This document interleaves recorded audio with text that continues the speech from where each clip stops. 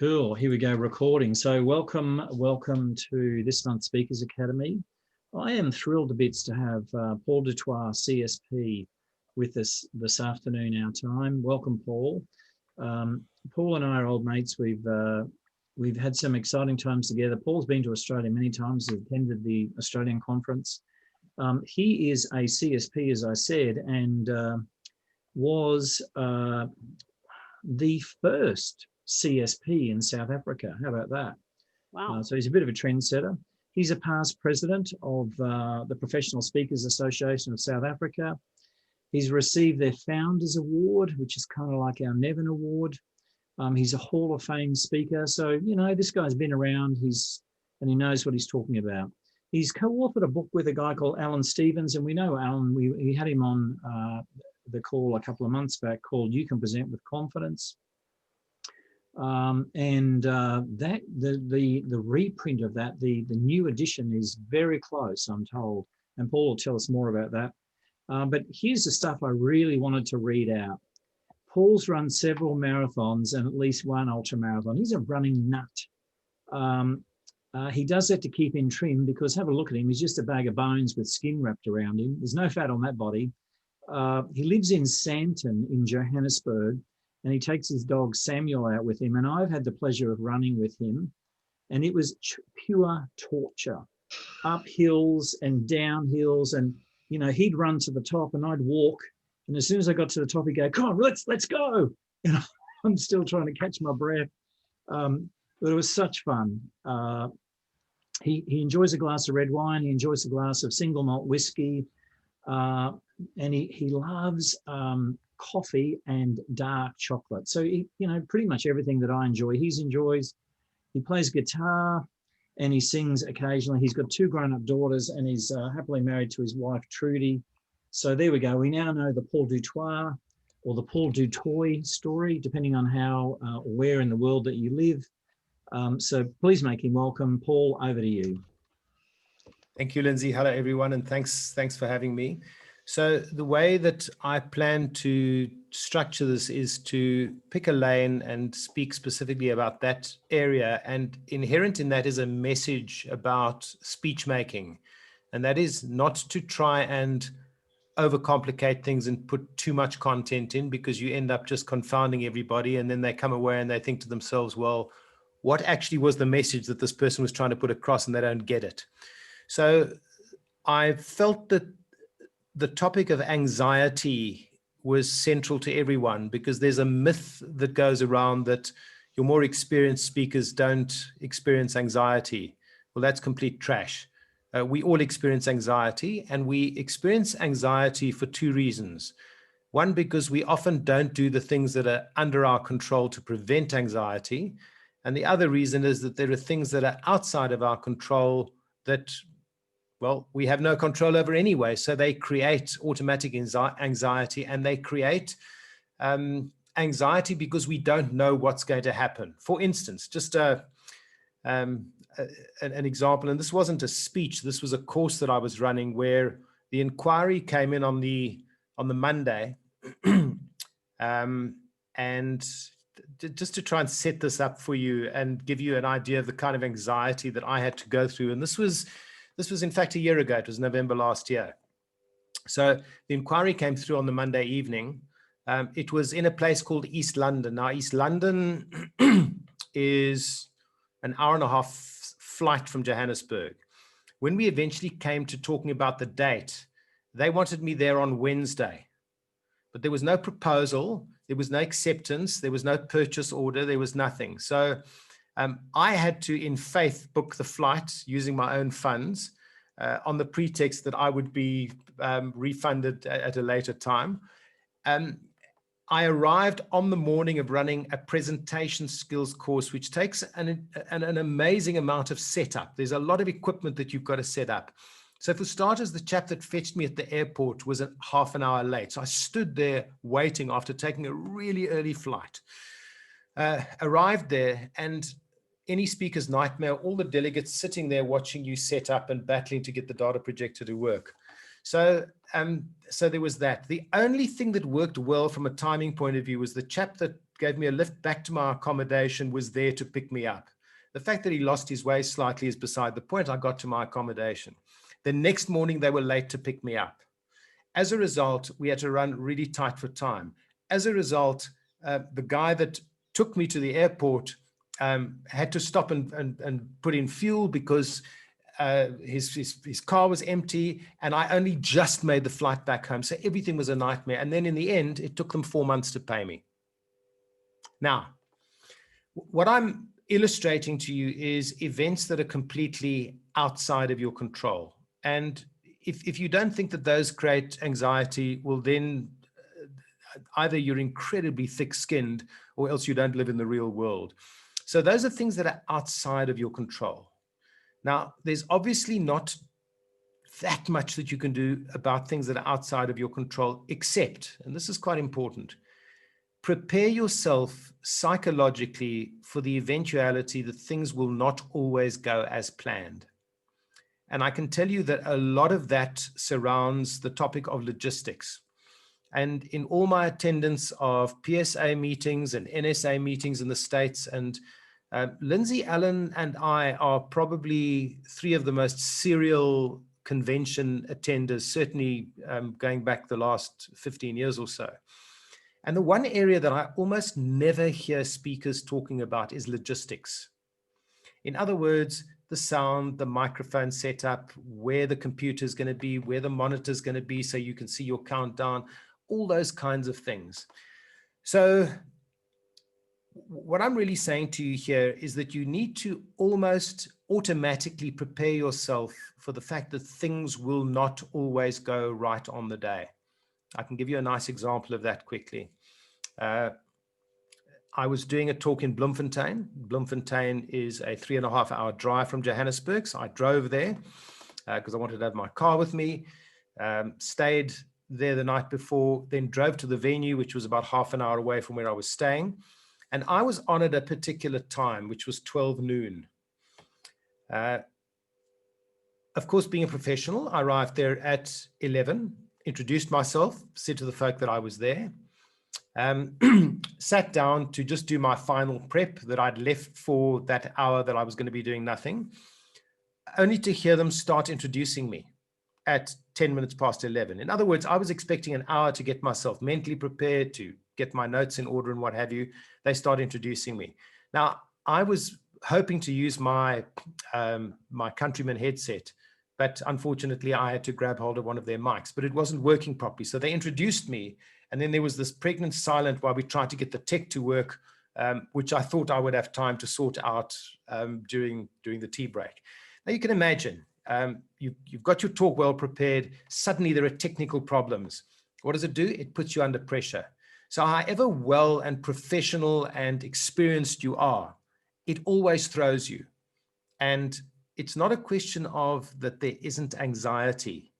It's just a question of the degree to which you are equipped to handle that anxiety. And there's also the degree to which you psychologically are able to handle that anxiety. So it's the event, it's the severity of the event and what actually happens, and it's how you personally are geared to handle that. And a lot of it has got to do with experience, but don't think that even experienced speakers don't get rattled because they do. So we've spoken a little bit about the things that are outside of your control, but I'd like to focus most of my attention on the things that are inside of your control. So Chris and Lindsay have made it pretty clear to me that the people that are here are not at this stage full members of PSA, but you're aspiring to get there. You have your areas of expertise that you speak on, and that you're making headway into potentially full-time or at least professional speaking being a big part of your income in the future. So you'll find that what I share with you now is pertinent to everyone, be they emerging or be they a professional speaker. Before I carry on, I'd like to invite you that if something is triggered in your head and you feel that you'd like to ask a question, I'm planning to rattle on for about 25 minutes or so.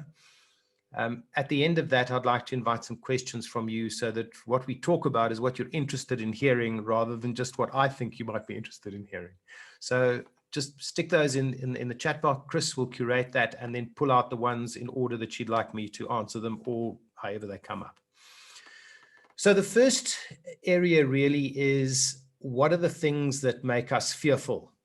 And to me, the number one is that fear of, in a sense, not being accepted or making a fool of yourself. So what we want to do is, when we get up there and deliver our speech, what we'd love is first to get a standing ovation, for people to talk about it afterwards and say, wasn't that a fantastic speech? What I got out of it was this central message, but these particular subpoints. And, there was this particular thing that I hadn't thought about. And because Lindsay was so fantastic on stage, now I'm going to change the way I do things. So that's what we're really looking for. We're looking to persuade people, change their minds, get them to make decisions, get them to look at things differently. But most of all, deep down, we'd like them to like us. We'd like them to enjoy our speech. We'd like them to talk about our speech. We'd like them to recommend us to other people so that we go and speak at other conferences of whoever those people know. So the last thing that we really want to do is to make a fool of ourselves. Now, you don't have to write this down, but you can write down these main points. The first one is make a fool of yourself. The second one is that fear of going blank. And I know far too many speakers that sort that problem out by reading their slides.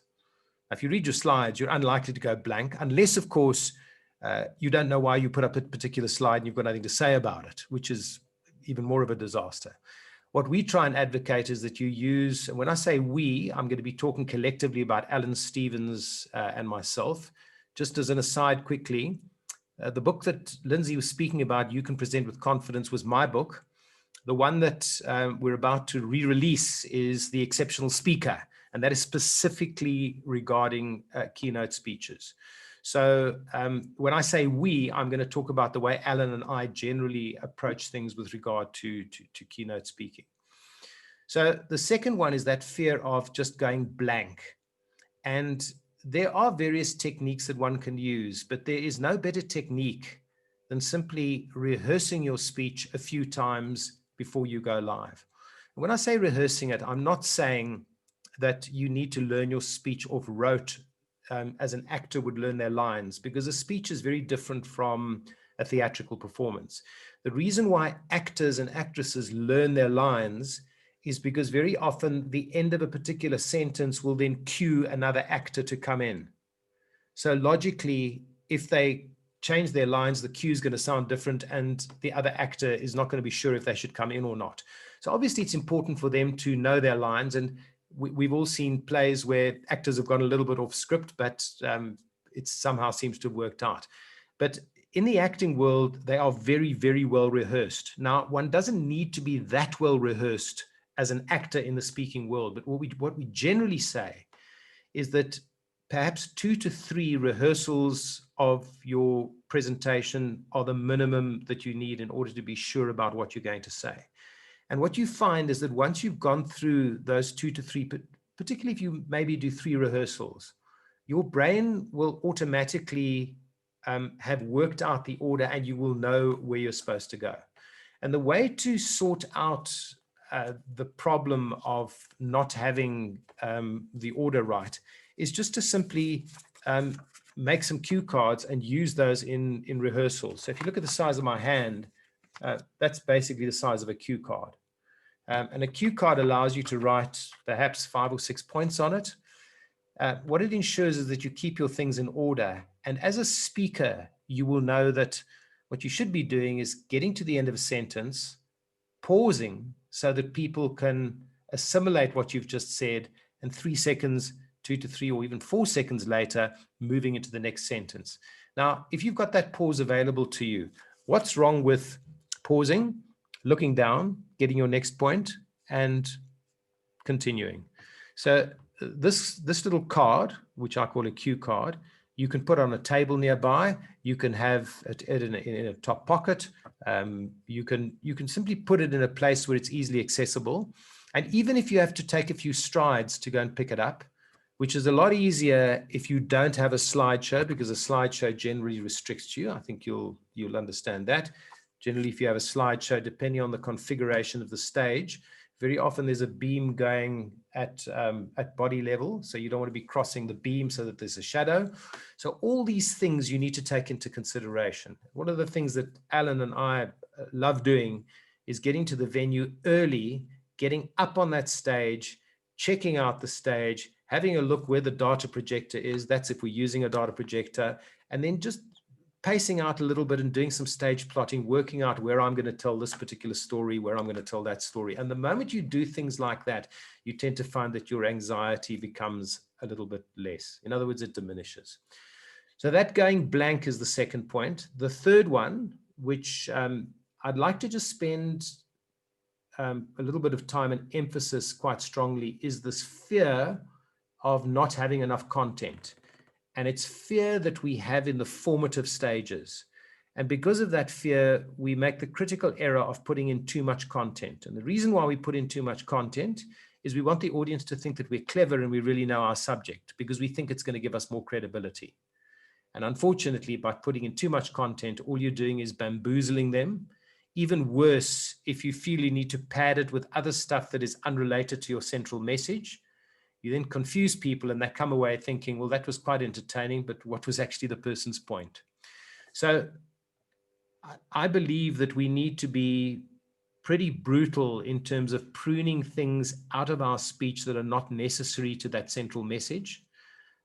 In other words, if your job is to talk about safety, and specifically safety on a mine, then speak about safety on a mine. Don't go all over the place, because that's really what you're talking about. What I'm doing today is I'm talking to you specifically about anxiety. Now, the topic of speaking, our book, The Exceptional Speaker, has got 21 chapters in it. It ranges from content to structure to logistics to chairing meetings to getting the right mindset. It's all over the place. But there's no point in me trying to cover as much ground as possible, because you'll just end up being confused. So what we're doing today is we're focusing specifically on anxiety, how to manage your own anxiety from a point of view of the things that you can control, and also having a mindset that if things go off track, that you can remain as relaxed as possible. And I'm going to give you some techniques to do that a little bit later on. So that central message and the content part of it is quite important. Try and stick to your central message and use subpoints around that central message. The fourth one that sometimes pertains to speakers and sometimes doesn't might be when you invite questions and how to handle those questions. What we are often afraid of is that we'll be caught out as not being as much of an expert as we make out we are on the particular topic that we're speaking on. So I want to really just possibly put your minds at rest from the point of view that there is no one that has ever spoken on any topic that can claim to know every single thing that there is to know about that topic. And it's perfectly legitimate if you get asked a question that you can't answer, to say to them, that's a great question. I wish I had the answer, but I don't right now. But please drop your details or your card with me, and I'll get back to you if I manage to get the answer before you do. So that kind of thing is quite acceptable. And people prefer to know that you're honest enough not to try and wing it, where there may be somebody in the audience who's a professor of that particular discipline, and they find themselves correcting you, which then tears your credibility to shreds. So it's the fear of being caught out possibly by a question that's too difficult. The fifth one is this deep down fear that we've got that we're going to be boring. And I think the thing to do quite simply is in your rehearsal stages, record your speech and then play it back. In fact, record it on your digital voice recorder on your phone. This is a great technique to use. Play it back in your car on the Bluetooth. And if you put yourself to sleep and drive into a pole, then you know that you're boring and then you need to do something about your speech. So that's probably quite a good way to go about it. We don't want to be boring. So what you really want to be doing is to connect to your audience. You want to be personable. You want to have a certain level of energy. Again, energy needs to be not too over the top, because then you appear to be unauthentic and just false. So the energy's got to be there. Is that Say why you again? put that great big bull bar on the front of your four-wheel drive, Paul? No, I sold that car. I sold that one. All right, so there is one other that interestingly would probably come up more in South Africa than it would in Australia. I am aware that there are plenty of people that live in Australia where English isn't their first language. But in South Africa, interestingly, less than 10% of people have English as the first language, even though it's our official language. So we do have a lot of speakers or presenters here that feel intimidated by the fact that they're presenting in a language that is not their mother tongue. I just want to mention that, and this is probably not something that relates to you directly, but if you find yourself in a position where you need to encourage somebody who doesn't have English as their first language, bear in mind that most people that are in that position will have an accent. Because they have an accent, people can pick up that English is not their first language, and automatically, it's certainly a thing in South Africa, and I know it's a thing in England as well, we make allowance for that, so that if the vocabulary isn't 100%, we just brush it off, because what we're interested in is not the person having perfect vocabulary. We're interested in the person putting their message across. Now, if I just run backwards through those, it was fear of presenting in a language that's not your mother tongue. The one before that was being boring. The one before that was fear of being caught out during question time. The one before that was padding the content too much because you're afraid you won't have enough content. The one before that was going blank or just forgetting what you were going to say. And then the very first one was the fear of making a fool of yourself. Now, I want you to just think of all of those very quickly. The fear of the mother tongue is we don't want to make a fool of ourselves. The fear of being boring is we don't want to make a fool of ourselves. The fear of being caught out during question time is we don't want to make a fool of ourselves. The thing about not having enough content, well, we don't want to look like a fool. And the thing about going blank is we don't want to look foolish. So what is it actually? What I'm narrowing it down to, folk, is that we essentially only have one fear, and that's the fear of looking stupid.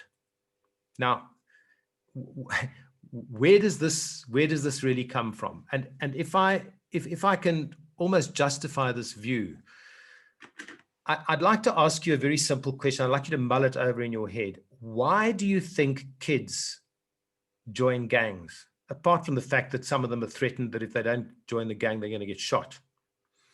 They often join a gang because there's the need to belong, to feel part of something. And it's better feeling part of something than being part of nothing.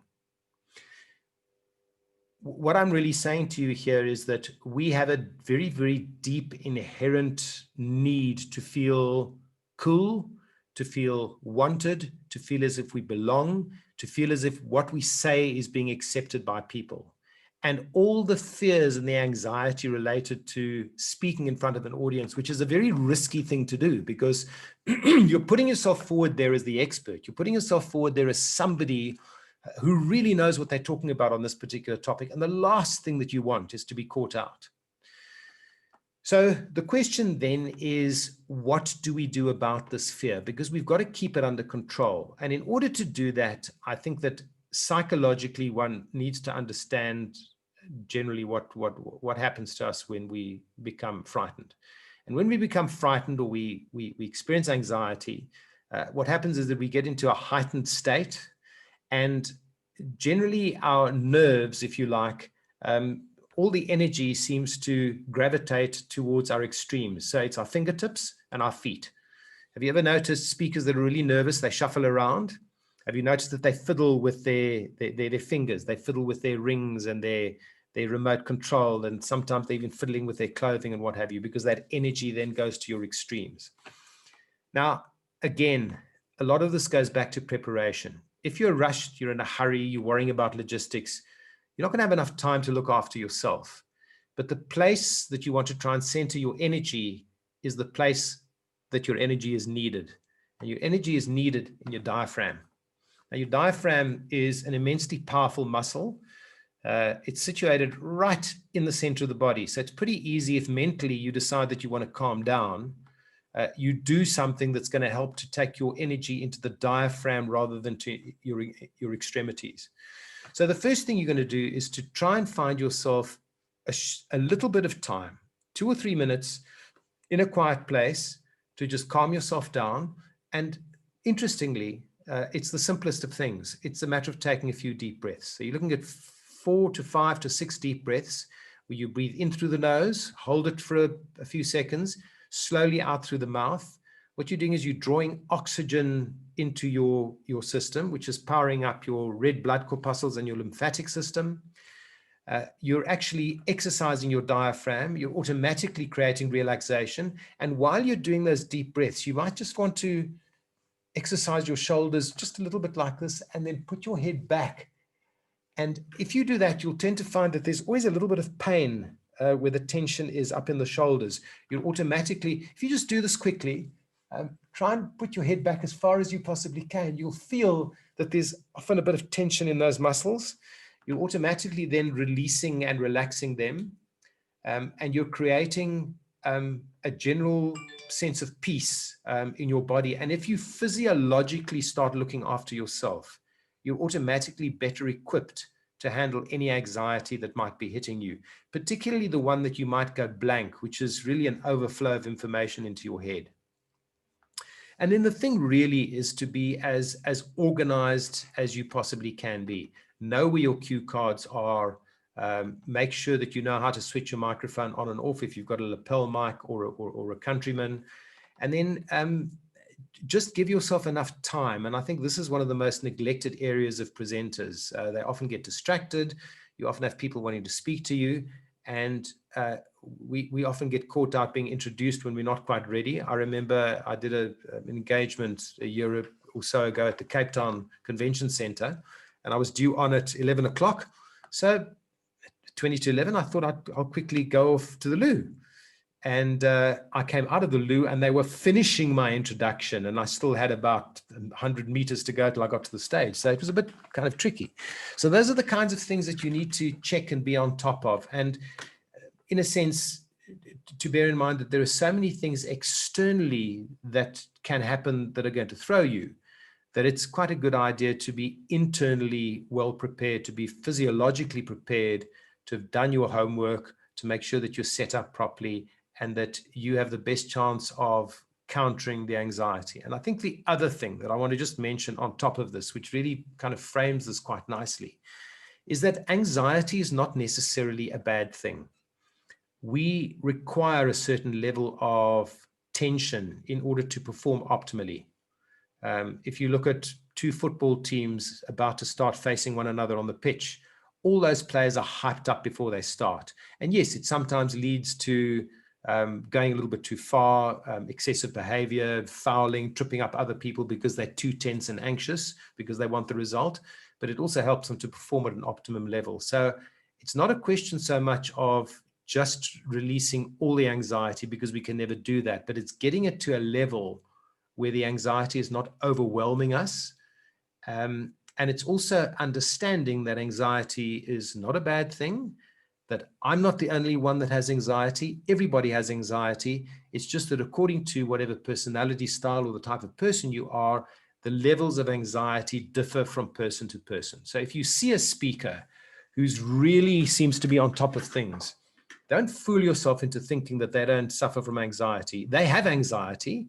It's just that they have learned to control it better and to be on top of it and to use it in a sense to their advantage. So that was what I had planned to share with you. And what I'd like to do is now to open it up and find out if there are any questions where we can initiate a bit of a discussion based on your personal experience or based on perhaps some fears that you might have. Chris. So Paul, would you believe that, sorry, did I just jump in then? No, absolutely, you may. Okay, sorry, Chris. Typical me. Would you agree that the level of stress or anxiety is directly attributable to the importance of the client or the, your perception of the importance of the assignment? Because I know me personally, You know, I've had some jobs which I go, oh, yeah, sure. But then others I'm like really stressed because, oh, I want to make the right impression. I've got to do a good job here. I'm charging them a truckload of money. You know, so for me, there's that, the anxiety kind of depends on the client or the situation. Yeah. So I think that that's the case with, so you've said that that is the case with you. Yes. And I'm sure that that is the case with certain other speakers, whereas with other speakers, they may take the position that, well, it doesn't matter really if it's 500 people or 50 people. I'm still having to acquit myself in the best manner possible. So there's almost an equalness. Now, what I have found is that, let's say you have a presentation situation in an organization where a more junior employer has to present to the big wigs. Very often that causes a lot of anxiety because of the position of those people in the organization and what may be at stake to them. So people do very often tend to have heightened anxiety with a bigger audience, a bigger paying audience. The reality is that every audience is the same, because every time you're speaking really just to one person, and that is each individual person that is listening to you. So I have a frame in front of me where there's Lindsay, myself, and Chris, and then there's Trish, there's the two Mels, and there's Linda. So there's 7 of us there. The fact of the matter is that from Trish's point of view, I'm actually speaking only to Trish, because she's the only one that can hear what she hears. Now, you may be hearing me at the same time, but I'm actually talking to Trish, and to Chris, I'm talking to Chris. And to Mel, I'm talking to each of you individually as a person. And if you can, if you can take the view that you're speaking to one person, it actually helps to take the pressure off you. So that might have been quite a long answer, but I hope I've kind of covered it, Lindsay. Yeah, absolutely. Yeah. So again, it does vary from person to person. It's a very personal thing. Quite frankly, I treat an audience of 1,000 the same as I would an audience of 100. It's exactly the same thing to me. It's no different. So I have a question. Mel's also posted up a question, which I will get to, but I kind of want to go on this anxiety thing first before I come to Mel's.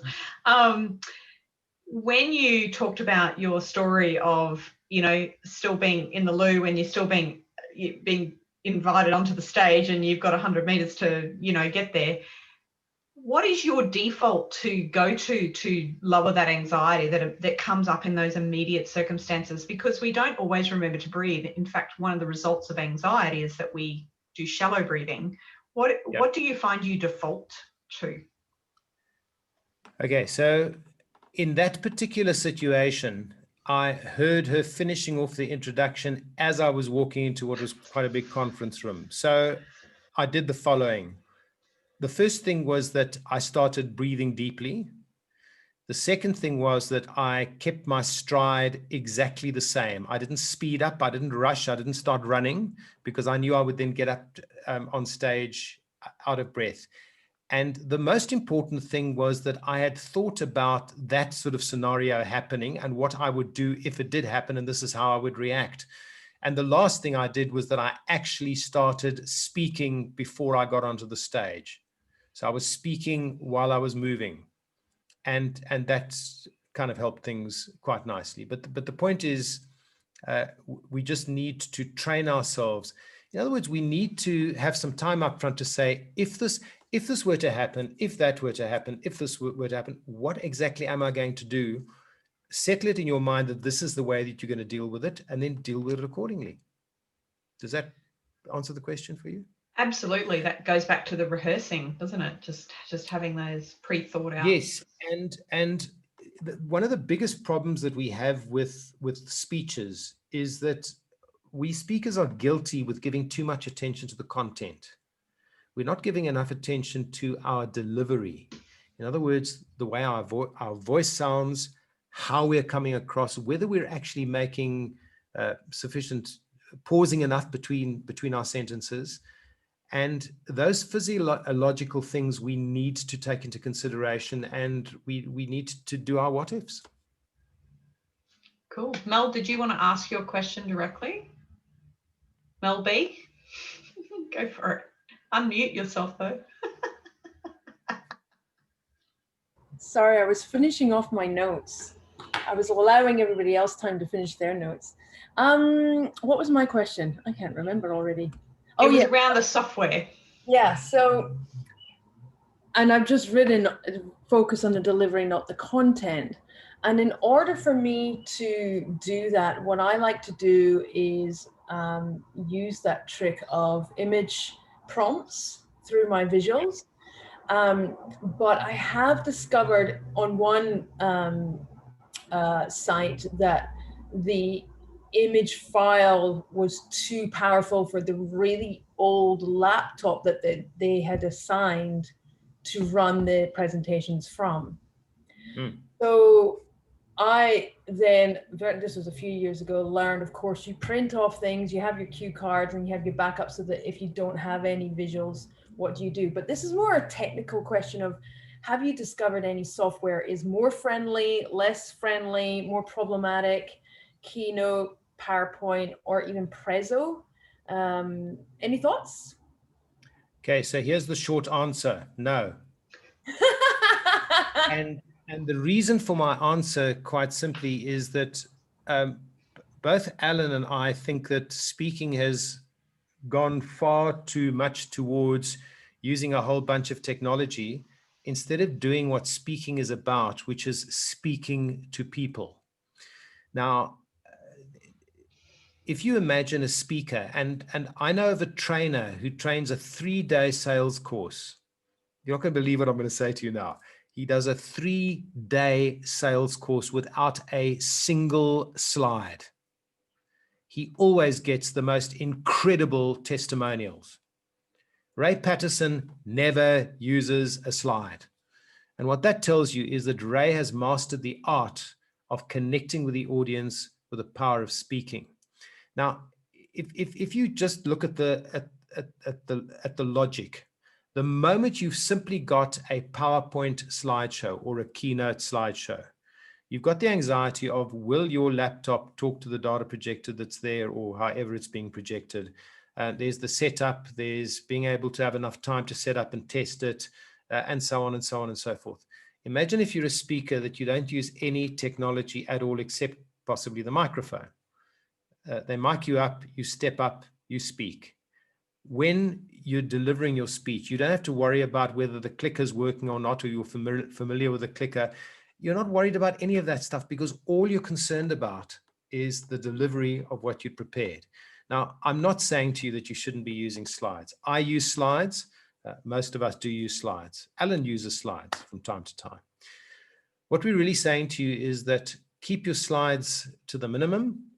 And even in an environment where you need more, where you're technically told that you need more slides, which is in this kind of remote environment, try not to overdo the slides and try and spend as much time as possible speaking to people and getting your message across.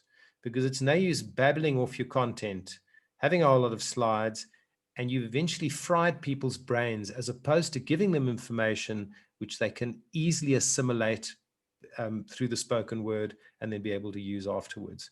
So Mel, all I'm really saying to you is no, I don't go into looking for various different bits of software, because although I use slideshows, to give you an example, my 2-day presentation skills course has a total of 42 slides. I know some speakers that'll use 60 slides in a 1-hour presentation. So try and uncomplicate your life. Just remember that our job as speakers, whether we're professional speakers or whether we're moving towards professional, our job is to get that message across and to connect with people, because there's far too little of that going on today. Thank you. Can I just respond to that? I love that response. I'm a visual communicator, and it annoys me when somebody has a busy slide because I'm trying to focus on the speaker. So that's how we engage. The delivery has to be visually, and it teaches us better stage presence. So you have actually countered what I've heard quite a lot in the other ways, and it kind of resonates really, really well. So thank you for that opinion.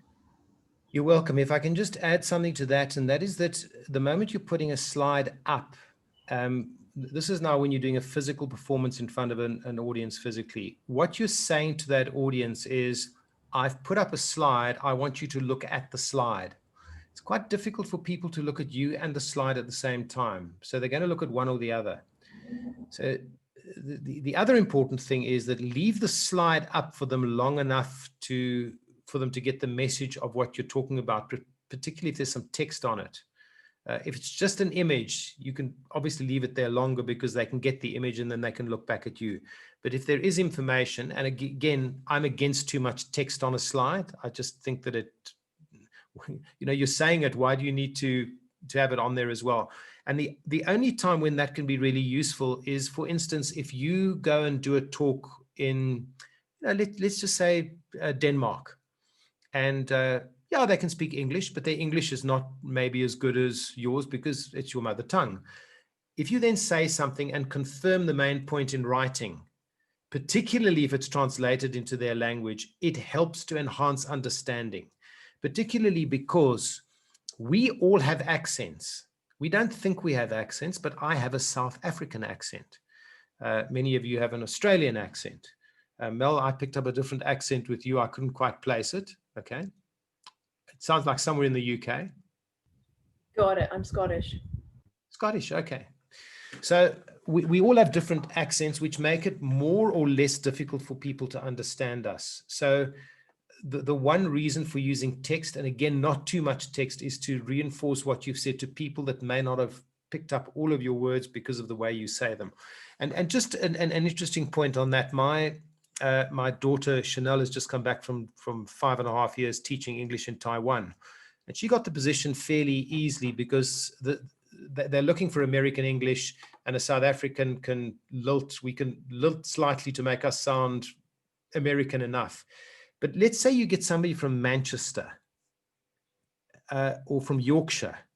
It's quite difficult for them to get a job teaching English in Taiwan or anywhere in the East, because you can't teach kids to put a duck on a mantelpiece. They're not going to understand it, or whatever. I'm not very good at a Yorkshire accent, so, and I mean, for an Australian, you're going to have to get rid of parking your car, because, you don't want to teach kids to park their car in Taiwan. Can you imagine? Well, who taught you to speak English? So that's always quite interesting. Anyway, we are digressing off the point. Quite simply, slides should be kept as simple as possible. And I would only use a slide if it's absolutely necessary. If it doesn't help you to make your point, just leave it out. So who else has a question for Paul? Come on, we've got to have some. Yeah, we've got Chris, you 10 minutes. actually asked my question, because I was thinking the same thing, like when you're really put on the spot like that and you don't have time to do your 5 to 6 breaths and, relax and but you handled it well. But you're obviously, very well experienced with it, you've been practicing this, though. For many others, that would be quite overwhelming, and then to present, yeah, there are many opportunities, Linda, to do your breathing. If you're driving there, you can almost remind yourself in the car to just take 4 or 5 deep breaths. 15 minutes later, take another 4 or 5 deep breaths. Just get your system ready for it. Even when you're walking from the car into the hotel venue, what have you, take a few deep breaths then, and it almost becomes a habit. And if you are really well organized, you can also do some voice exercises, which can be really helpful. Just get your tongue moving, get your mouth moving. Just do things like I mean, I can go on and show you a whole lot of voice exercises, but those just help to relax the jaw, relax the muscles, and help you physiologically. But yes, you can become overwhelmed. Those will be the circumstances that you're not really prepared for. Go for it, Trish. Yeah. Paul, I was really encouraged by what you said, particularly, there were two things together. One was fear that I don't know enough and that my content isn't good enough. And you mentioned about fees. So you can have this, and I have had the mentality that of where I would, feeling comfortable with where I would fit in a speaker fee. And then you hear about speakers who are charging twice that or 3 times that, and you think their content must be so much better and so much more sophisticated and their delivery so much better, when as you said, that nobody knows everything about it, and it's better to simplify and deliver what you have. And I think a lot of that fees is more about perception and good marketing as well. Would that be the case? I mean, I know there's not, they're really good. Yeah, very much so. There are also certain topics that are going to demand a higher fee depending on the degree of the niche of the product and whether or not that product is really in demand. What has become more and more apparent is that speakers that speak about things like the future and they're able to accurately tell us where things are going, that is of huge interest to business, because businesses are really struggling at the moment, especially with the double whammy of the COVID-19 and the various recessions that we've had in the last few decades. So if it's more of a nice to have topic, like for many years, I've spoken on customer service. Now, customer service has morphed into customer experience. The moment you say customer experience, you can charge more for it. I mean, it's just a bit insane. But it is a topic that's got that has a bit of an earning ceiling on it. You're not going to charge the same as a speaker that talks about business in the future. So that's the one side of it. But the side that you've got to be very careful about in terms of charging too low a fee. And I've had this discussion with a number of speakers who are not quite sure what to charge. People feel that if they charge too much, they will lose the gig. The opposite is true. If you charge too little, you'll lose the gig because they don't take you seriously enough. And if you lost the gig when you were charging a slightly higher fee, you probably would have lost it anyway because they were hoping to get it for nothing. And I don't know if you're prepared to speak for $500, but I don't think you should be. Because I imagine that nobody here is a $500 speaker. The other point that's quite important, and I know that fees is something that kind of tends to come up and that makes us quite anxious. I can tie fees to anxiety. But if you charge a higher fee, you can negotiate it down. But if you charge a really low fee, they're going to try and negotiate you down anyway, and you've got nowhere to go. So try and find a realistic fee in terms of the value that you're going to be giving, and then make sure that your message has some strong take-home points. And don't be afraid to charge your fee. And if you lose it because somebody else was cheaper, well, then they weren't really looking for you. They were just shopping around for a cheap speaker. And are you prepared to put all that effort into doing something and not be remunerated properly? And I don't think you should be, because the problem that you have is that if you did a speech for $1,000, but your real fee was $3,000, and then you agree to do it for $3,000 for somebody else, and then they hear at a dinner party for their friend, oh, but Trish did talk for us for only $1,000. She's going to come back and say, well, why are you charging us $3,000 and you did the same fee for somebody else for $1,000? So you then don't have fee integrity. And one's got to be very careful of that. So I might discount if there is a legitimate reason. Like, for instance, it's a school. So I have a lower fee for schools. So if they say, well, why did you charge less for this particular client? I said, well, because it's not a business, it's a school. And I'm prepared to, I have a fee for schools and I have a fee for corporates. And so there's always got to be a reason. And the other important thing, I know we're going off track now, but we're in question time. So let's kind of stick with this. If ever you give something away, in other words, you give away part of your fee, get something back in return. In other words, payment in advance. I don't like having to chase for my fee afterwards or not knowing when it's going to arrive, because the person in procurement or in accounts doesn't care that the payment date was supposed to be the end of the month.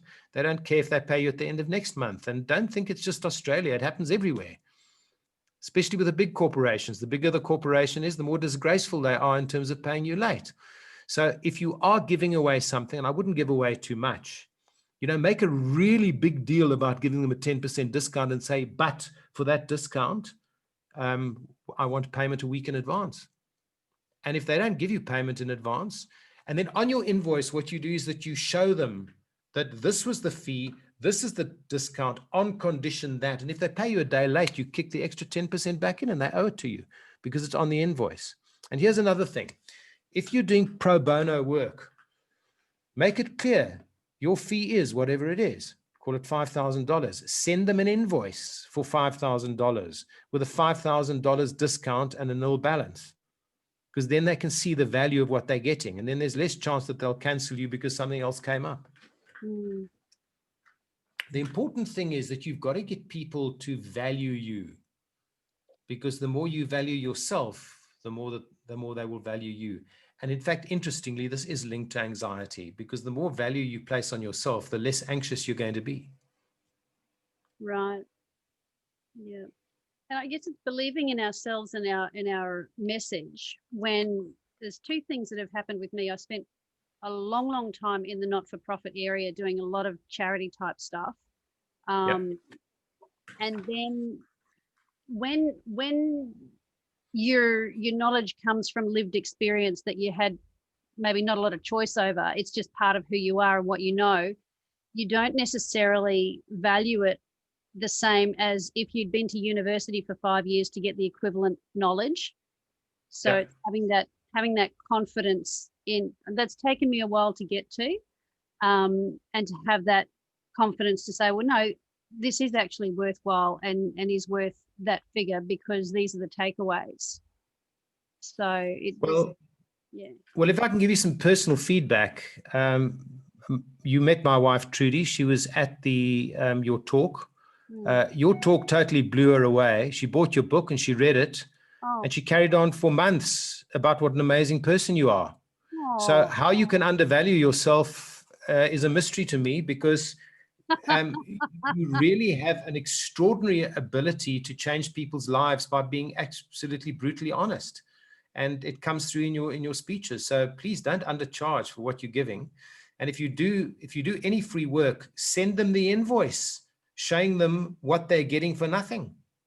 Thank you. And make sure that it's justified. You shouldn't just be doing talks for people free unless they deserve it. Like for a corporate, no way. Yeah, corporates have got budgets. I don't anymore. The only things that I would do would be the faith-based stuff, and that's been on Zoom. But actually, I found they were good payers. When I do churches, they actually do pay, not a lot, but they pay. So they don't expect it for nothing. But thank you. That's really lovely feedback. Do we have any more questions for Paul? Because we're a few minutes and I want to make sure that we, stick to time and fully appreciate that Paul spent his time this morning with us. Okay, folks, can I just take this opportunity to just share the resources that I've got available that can help you with your speaking business? So I spend most of my time now as a presentation skills coach. I don't do much keynoting anymore. So I'm either coaching speakers or I'm coaching executives or running presentation skills courses and what have you. So I've got a YouTube channel that's got about 140 videos posted on it.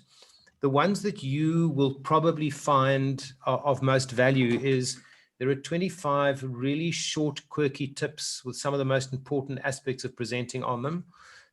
Just things like how often you should rehearse, why you should rehearse, the best mediums of feedback, all kinds of things. It's been posted there in the chat for you. So it's youtube.com/Paul du Toit 1. What's quite nice about the channel is that I've organized it into playlists, so you can find what you're looking for pretty easy, and each video is titled what it's about. I also ran a series of interviews, 21 interviews during lockdown here, so it was basically over winter. Those interviews are a lot longer. They're anything from 25 minutes up to almost an hour, but I've posted those up on the channel as well, so you'll see them. And then there's also 3 panel interviews there as well. The one is quite interesting. It had Alan on it. It was about hybrid events. So you've got access to all of those, and just play around in the channel and go and help yourself. It's a completely free resource. The other thing that we are looking at doing, which you might want to listen out for, is we're releasing the revamped version or the revised version of the Exceptional Speaker, which is quite a substantial book. It's a 21 chapter book.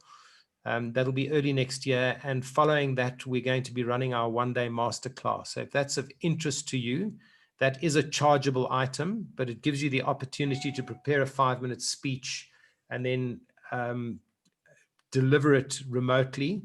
We're going to be setting that up for something that's reasonable for Australian time, even though we're in a later time zone. So look out for those. It might be in February or March. Your costing there is about £200. I think that's around about $350 Australian per person, somewhere around there. So you can just be aware of that as well.